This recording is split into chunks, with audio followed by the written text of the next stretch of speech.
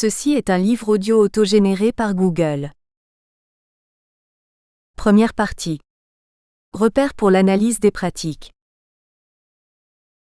1. Les groupes d'analyse des pratiques professionnelles, une visée avant tout formative. Depuis une dizaine d'années, l'engouement pour les groupes de parole et les groupes d'analyse des pratiques dans de multiples secteurs professionnels ne laisse pas d'interroger. S'agit-il d'un déplacement de l'intérêt éprouvé dans les années 1960 et 1970 pour la dynamique de groupe, et plus globalement pour les relations humaines? Qu'est-ce qui justifie le recours à de telles modalités de travail en groupe? Des difficultés identitaires, tant sur le plan personnel que professionnel, pour qu'on en arrive d'ailleurs parfois à confondre les deux expressions et ce qu'elles recouvrent? Pourtant, il nous semble important de les différencier, ce dont témoigne le travail éditorial mené avec Claudine Blanchard-Laville depuis 1996. Ensemble, nous avons en effet coordonné 8 ouvrages collectifs destinés à mieux faire connaître dispositifs et pratiques d'analyse des pratiques professionnelles dans la collection Savoir et Formation, aux éditions L'Harmattan.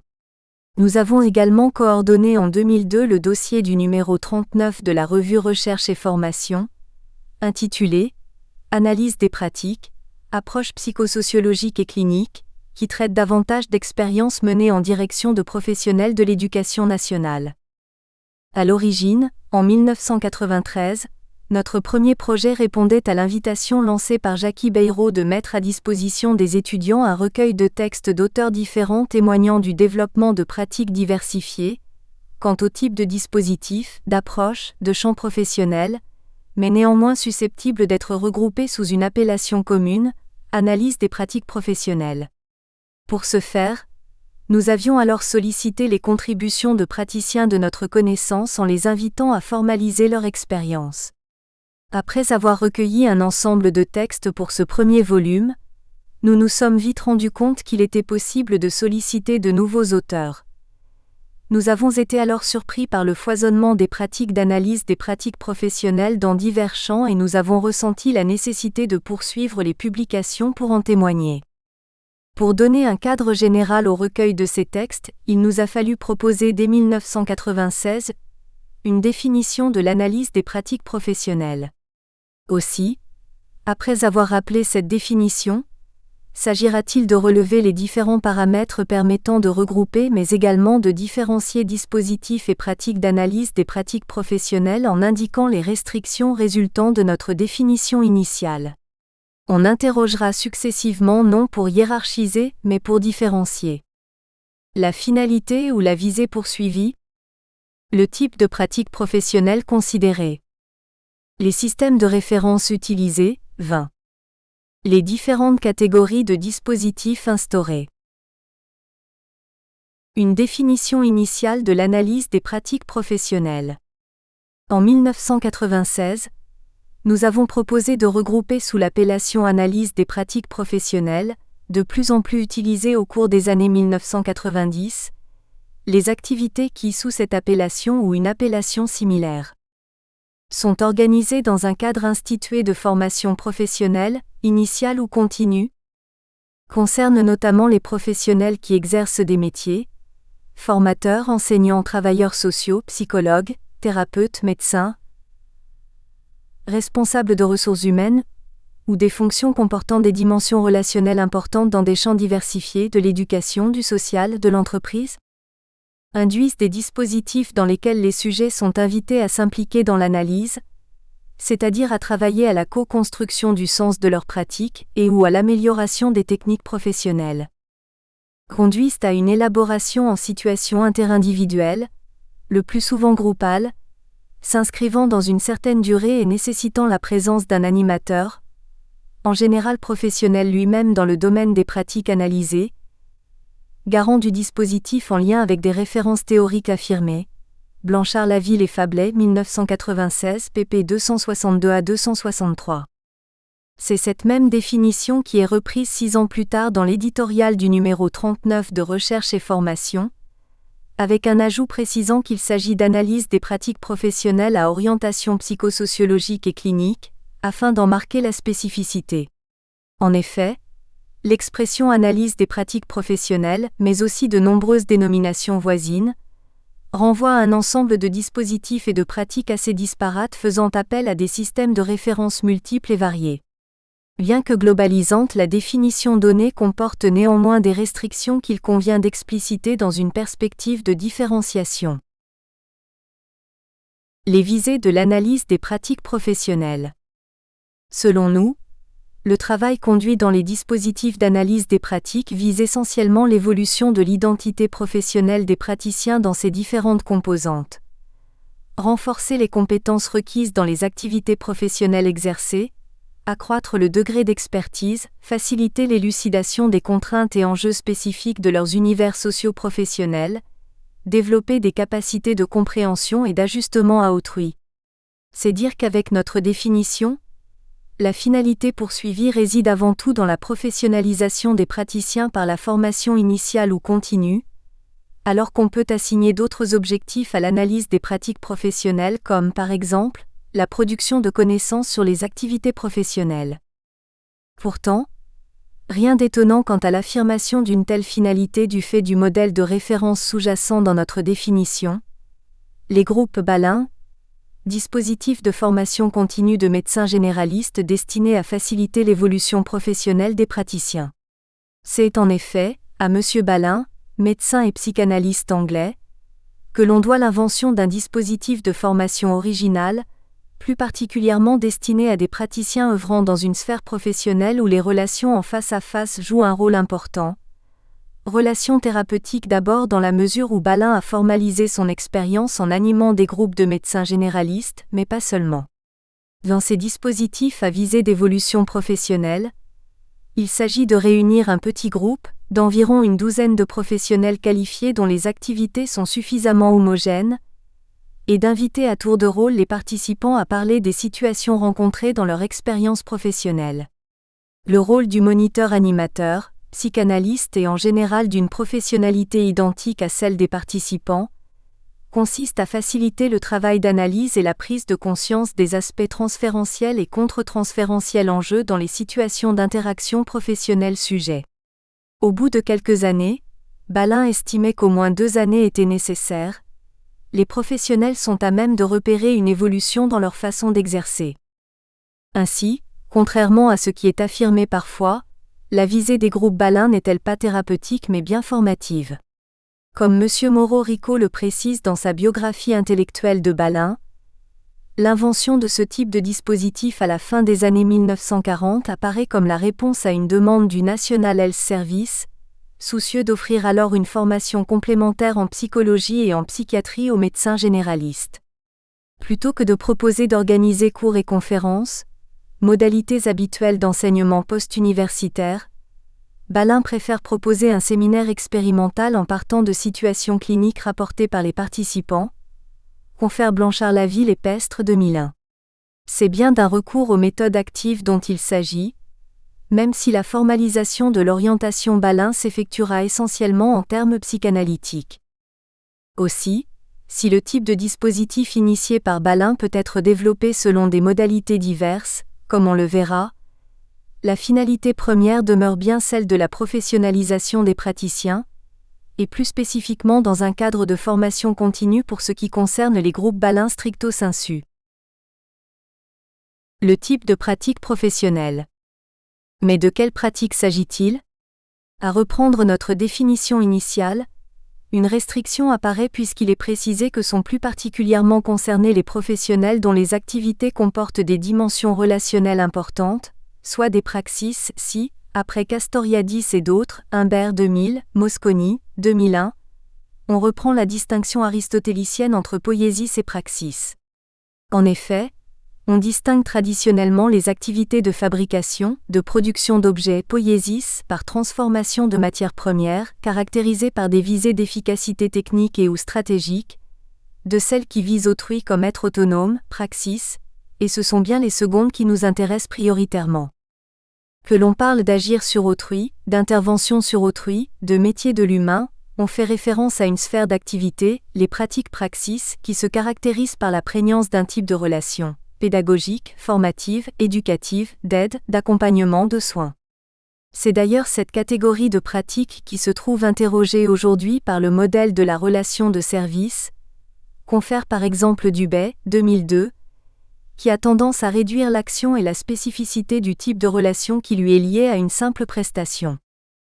Même si l'analyse des pratiques professionnelles tend à se développer aujourd'hui dans les différents secteurs d'activité, la distinction entre poiesis et praxis conserve sa pertinence 22 et nous conduit à privilégier dispositifs et pratiques d'analyse des pratiques relevant de cette seconde sphère d'activité.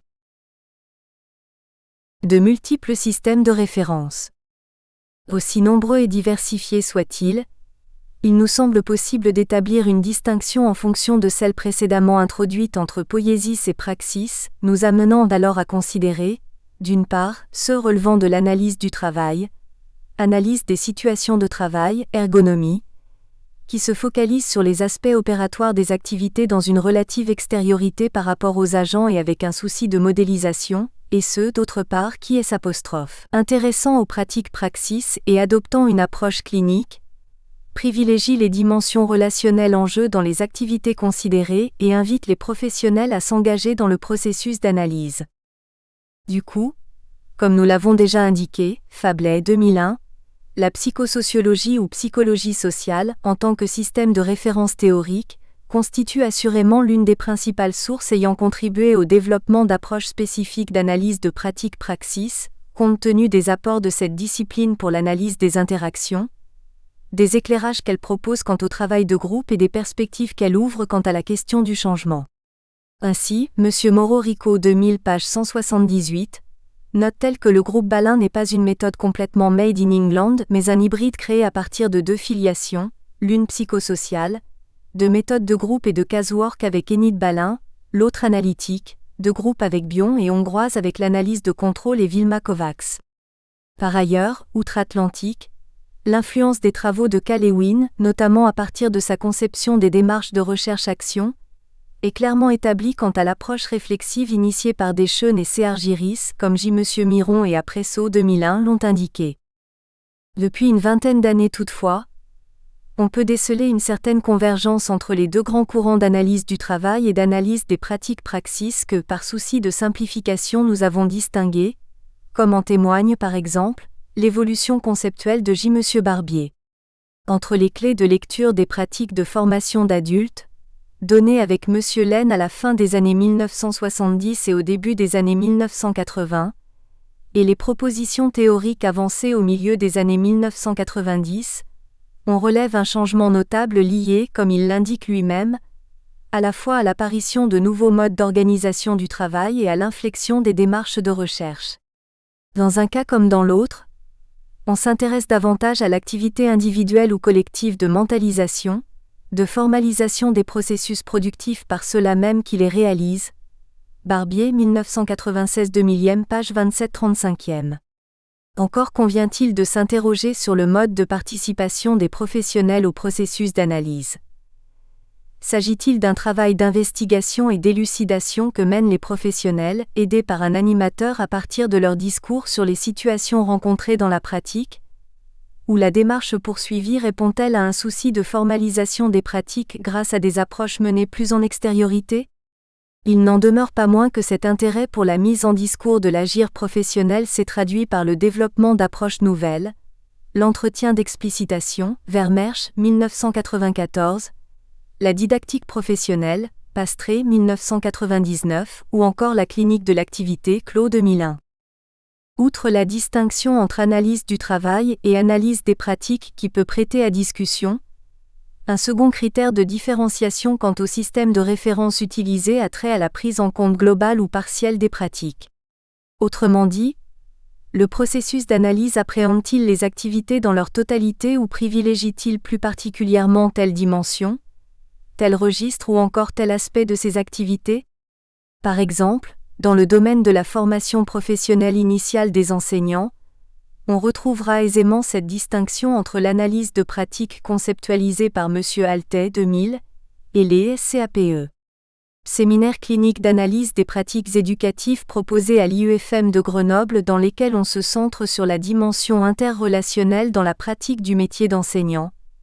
Bayetto, Barthélémy, Gadot, 2003. Différentes catégories de dispositifs. Compte tenu de notre définition de l'analyse des pratiques professionnelles et une fois admises les restrictions qui en résultent quant aux pratiques considérées, c'est certainement ce dernier paramètre, le type de dispositif, qui permet de les différencier, comme nous l'avons fait à partir du deuxième ouvrage collectif de la série de ceux coordonnés avec Claudine Blanchard-Laville, 1998-2000. Une première distinction à opérer quant aux activités d'analyse tient au cadre de formation instituée, formation initiale ou continue. La seconde permet de différencier les activités de formation de celles d'intervention. Rien de surprenant quant à la première distinction lorsqu'on se souvient des traits caractéristiques de l'orientation Balin, développée comme on l'a rappelé dans un cadre de formation continuée. Reste que l'appellation de groupe Balin a été si utilisée pour désigner des groupes de travail où se réunissent des professionnels traitant du rapport à leur pratique, qu'on a eu tendance à perdre quelque peu de vue les propositions initiales de M. Balin, Lucas 1982. Aussi, quels sont les critères qui permettent de distinguer groupe Balin et groupe d'analyse de la pratique ? 3. Selon M. Soula-Desroches, 1996-2000. Le registre analytique ou non du travail, alors que l'analyse des mouvements transférentiels et contre-transférentiels de praticiens intervenant sur la réalité psychique de sujets dont ils s'occupent constitue la principale visée des groupes Balin, il s'agit davantage d'un registre psychosocial dans les groupes d'analyse de la pratique. L'activité professionnelle, ce sont donc les valeurs, représentations, normes, croyances en rapport avec les situations professionnelles rapportées par les participants qui seront l'objet du travail d'exploration dans les groupes d'analyse de la pratique, d'où l'importance accordée moins à la profession qu'à l'activité professionnelle effective, alors que l'attention au processus inconscient sera privilégiée dans les groupes Balin. Le mode d'implication ou d'investissement, il concerne le praticien en tant qu'acteur social s'il s'agit d'une analyse de la pratique, et en tant que sujet en rapport avec sa propre histoire s'il s'agit d'un groupe Balin, Soula-Desroches 2000, page 256. Par-delà leurs différences, groupe Balin, groupe d'analyse de la pratique et séquence d'analyse de la pratique en stage de perfectionnement de la pratique relèvent d'activités de formation ayant pour visée essentielle le changement des personnes. Remaniements identitaires en formation continue, sensibilisation en formation initiale. En formation continue, il s'agit en effet de s'adresser avant tout à des professionnels déjà en exercice et, plutôt que de formation, c'est de dé ou de transformation de la personnalité professionnelle qu'il paraît préférable de parler. Mais lorsque l'analyse de la pratique s'adresse à des professionnels en formation initiale, c'est-à-dire dans une phase de construction de l'identité professionnelle, il s'agira avant tout de sensibiliser ces futurs professionnels au processus en jeu dans les situations d'interaction qui seront les leurs lorsqu'ils exerceront, situations qu'ils peuvent déjà rencontrer notamment lors de stages en milieu professionnel. Trop souvent exclusivement centrés sur les aspects opératoires de l'action professionnelle qu'ils cherchent d'ailleurs à maîtriser, les futurs praticiens ont la possibilité, en participant au cours de leur formation initiale à des séances d'analyse de la pratique d'orientation psychosociologique, de découvrir l'intérêt d'une mise en mots d'aires émotions et affects liés aux interactions en contexte professionnel. Mais qu'en est-il lorsqu'un travail d'élucidation caractéristique de l'analyse des pratiques s'exerce dans des situations échappant à un contexte classique de formation, où des dimensions d'intervention sont présentes, c'est-à-dire lorsqu'il est mené au sein de groupes réels constitués de professionnels appartenant au même établissement ou au même service ? Quels aspects particuliers se font jour lorsque la visée, loin de se limiter à l'évolution des sujets, concerne davantage une dynamique collective ? L'intervention se différencie de la phonation. Pourtant, bien souvent on parle de formation intra ou de formation sur site. En ce cas, c'est pour les distinguer d'actions de formation dites interentreprise ou stage inter. Ces expressions soulèvent un certain nombre d'ambiguïtés puisqu'en les utilisant on ne caractérise pas la nature de l'action, le type de processus pédagogique à l'œuvre. On signifie simplement que l'action se déroule sur le lieu de travail des stagiaires, que le formateur s'y est rendu pour animer le stage de formation, et le plus souvent on invoquera des raisons budgétaires ou financières pour justifier ce déplacement. En situation d'intervention, les dimensions collectives se révélant davantage prégnantes, le changement concerne certes les sujets mais aussi les structures organisationnelles au sein desquelles ceux-ci sont amenés à évoluer. L'appartenance à un même collectif de travail constitue un paramètre fondamental trop souvent négligé, voire ignoré, et dès qu'on s'adresse à un groupe de professionnels ayant des liens de travail obligés, alors des dimensions d'intervention sont nécessairement présentes. On utilise donc le terme d'intervention dans les cas où le travail s'engage à partir d'une demande qui concerne des agents appartenant à une même organisation, à un collectif de travail qui leur est commun. En ce cas, la finalité de l'action n'est plus seulement le changement ou l'évolution des personnes qui y participent, mais aussi, peu ou prou, celui de leur collectif de travail. Dans une action de cette nature, les interactions entre participants diffèrent de celles existantes dans des groupes de formation, c'est-à-dire dans des groupes réunissant de manière épisodique et limitée dans le temps un ensemble de professionnels exerçant dans des structures diverses. En présentant des situations de travail qui les questionnent, les professionnels ne traitent pas seulement des représentations qu'ils ont de ces situations, mais directement des problèmes rencontrés par les membres d'un groupe réel ou naturel, c'est-à-dire inscrit dans un contexte institutionnel déterminé, ce qui n'a rien d'évident dans la mesure où les professionnels ayant des liens de travail obligés peuvent être en désaccord sur la façon d'exercer ou en butte à des conflits interpersonnels induits par l'organisation du travail.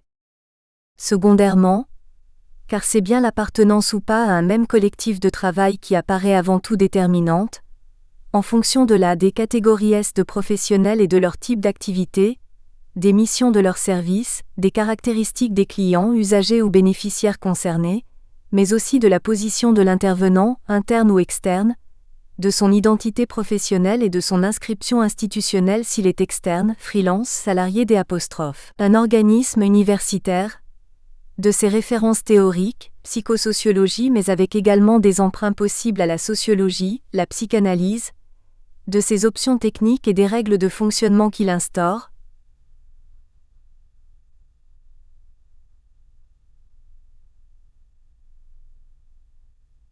Privilégie-t-il l'aspect procédural de l'activité des professionnels ou leur implication dans l'action et la relation qu'ils entretiennent aux usagers?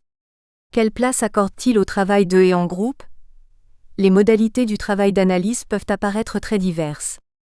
Selon les aspects sur lesquels porte le travail d'élucidation, on distinguera avec J. Serrouchi, 1987-1998, entre supervision et consultation.